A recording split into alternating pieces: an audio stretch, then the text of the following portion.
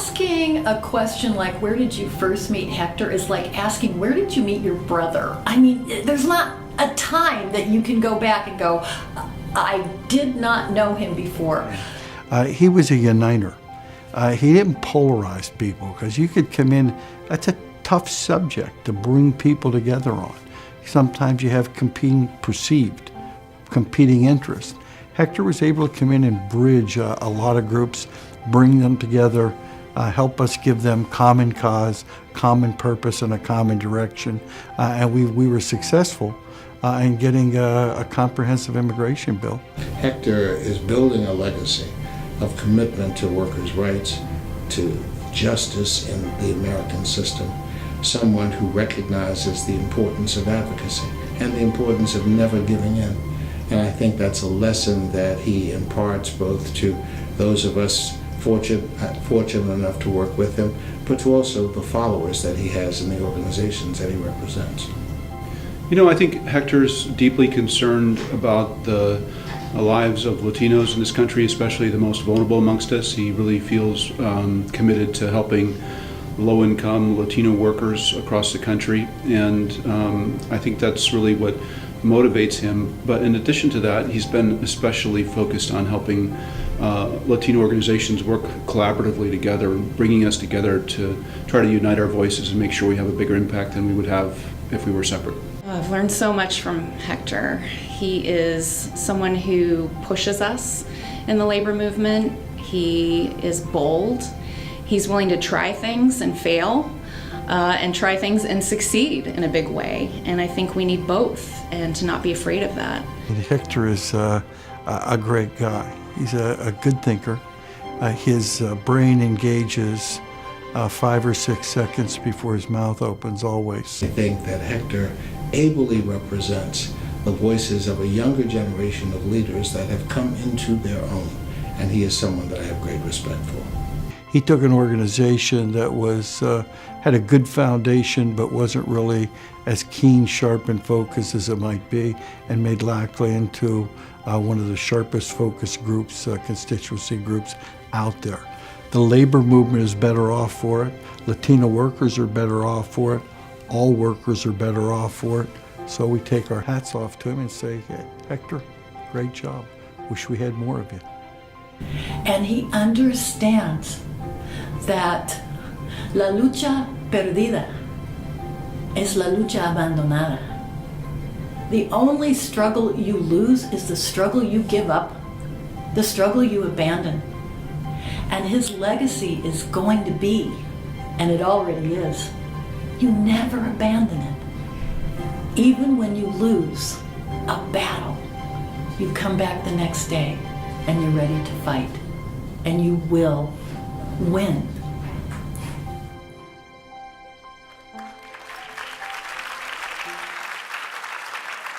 Ladies and gentlemen, please give a warm welcome and congratulations to Hector Sanchez.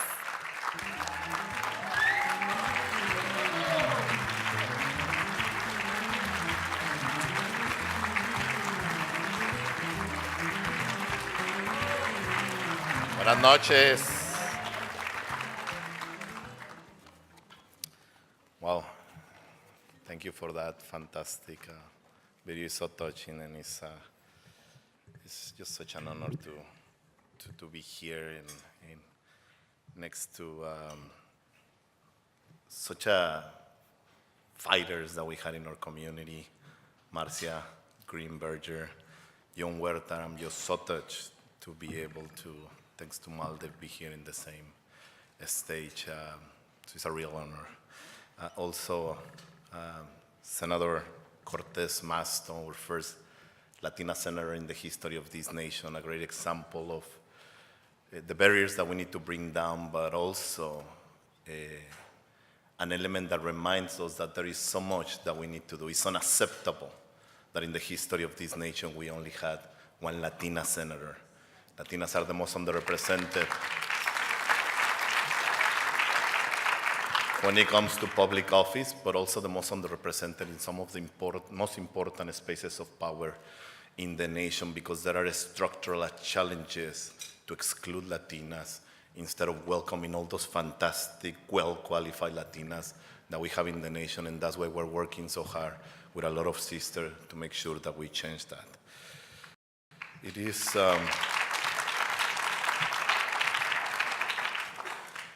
a real honor to receive this award from MALDEF, an institution that I deeply admire and one of the central pillars of advocacy, protecting our community and advancing our national priorities. I'm really, really thankful. Tom Saenz, I would like to personally express my gratitude to you, brother. Thank you for your incredible contributions to MALDEF and our community. As NHLA Vice Chair, as NHLA Vice Chair, your contributions have been just unique. I'm really fortunate for the opportunity we have had to work together. And I know most of the people talk about Tom in the professional way. He's always the best lawyer, the great mind. I remember that day we were at the White House waiting for somebody, and he told me every single president with 3 facts almost about every president. And I have an app, obviously. I was checking everything, and he was right in all of them. So, but I can attest to the human side of Tom, and what a great human being you are. I'm fortunate enough, I think, to cross that line of friendship, and I look forward to all those years that we have ahead as brothers. But I also want to recognize Jim Saenz, your brother, for the patience that you had all these years to work with Tom Saenz, and I really mean it. What a great, real honor to work with you, brother. You have taught me so much.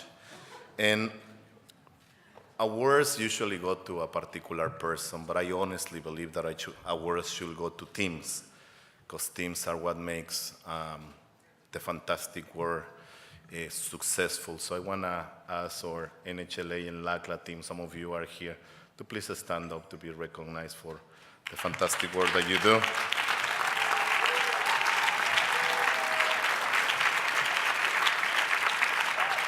To make sure that we are the best advocates that we can be. There was somebody that say, when we transform the I into we, even the illnesses become wellness. And that's what NHLA is. It's a space of unity. It's a space when we all, 46 national Latino organizations, come together and say, enough. You mess with one of us, you mess with all of us. And it's a real honor to have been the chair, but the real work happens with our champions of all those 46 organizations. So I would like to ask our champions of those organizations to please stand up to be recognized, all the leaders of our fantastic organizations. Muchísimas gracias.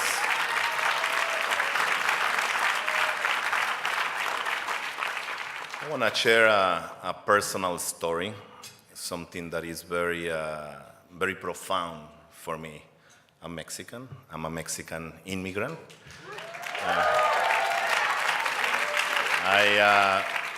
I have been in this nation for 23 years, so the majority of my life I have been here in the U.S. And recently I became a U.S. citizen. So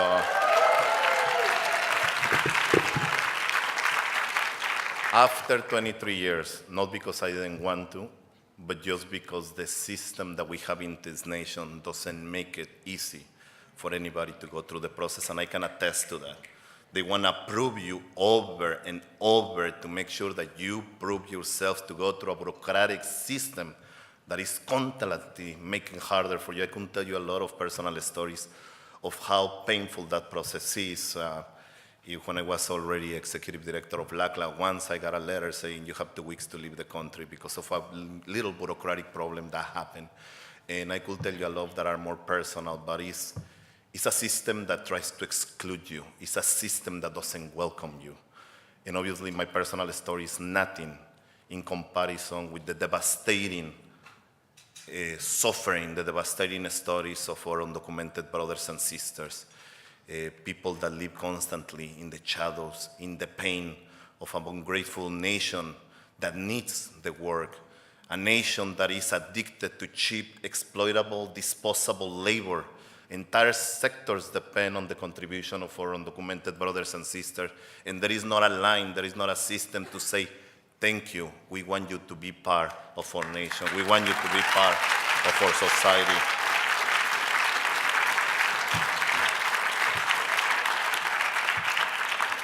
So when I came in at 19, my English was very limited. As you can tell by my accent, probably it's still very limited. But I always was called the Mexican. It was sometimes my nickname. It was the way people referred to me. And I always been very proud when they call me the Mexican. Unfortunately, nowadays the Mexican has become an insult under the current administration. This president started his campaign attacking us Mexicans, attacking us Latinos, attacking us all immigrants. And those attacks go to all of us. So probably if you're walking on the street today and somebody calls you Mexican, probably it's not a compliment. It's somebody trying to insult you.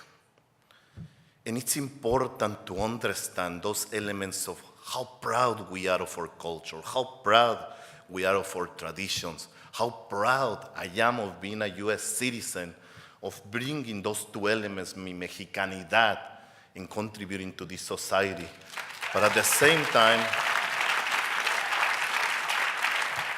this anti-Mexicanidad, anti-Latinidad, anti-immigrantes is an attack on everybody, regardless if we're immigrants or not. Racial profiles against Latinos keep increasing, hate crimes against Latinos keep increasing, bullying against our children keep increasing, and this is a very negative moment about what we represent, about what we are, about the people that look like us. And it's not only against us, it's against our Muslim brothers and sisters. It's against our Jewish brothers and sisters. It's against women. It's against LGBTQ. It's against all these different elements. We are better than that, and we are a better democracy than that. Times of challenges represent times of opportunities. And I think at the end of these big challenges, we're going to come out as a stronger Latino community, as a more unified community, that at a time when we are under attack, we welcome the best of the basic elements of democracy, because now more than ever, we're going to be on the streets doing voter registration, GOTV, voter education, citizenship drives, all the beauty of democracy. We're going to do it better than ever. And some of the fantastic organizations doing this work are here in this room. I see Janet with NCLR, Maria Teresa Kumar with Voto Latino, Bren with LULAC, Mi Familia Vota, obviously MALDEF, all the different organizations. The problem when you start mentioning organizations, I have to mention 46. I'm kind of blind. All of us together working to make sure that we are doing all the best that we can. Winston Churchill once said, don't ever let a Christ go to waste. And I think this is the moment that we have today. Let's work together. Let's be unified. Let's respect each other. But let's come out as a stronger community after we go through all the challenges that we have. But gracias, brother. I think this moment really reminds us that we are the essence of American values of a nation that was founded of immigration. So I have an ask, and it's, our organizations need your support. We need to support the institutions. We need to fund the institutions that are in the front lines, funding and speaking on behalf of the organizations. We need to have a stronger tradition as a community of contributing to those organizations.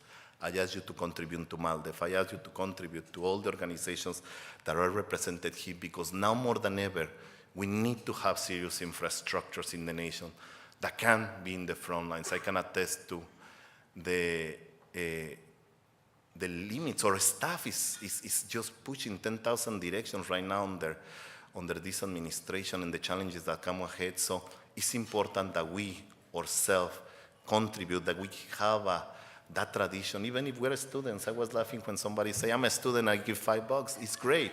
Let's create that tradition and ask some people to support these fantastic organizations or an immigrant organizations that are doing so much work on behalf of our community, and to make sure that we're a better democracy, a democracy that is reflective of the diversity, of the inclusion and the values of the nation. Muchísimas gracias for this award.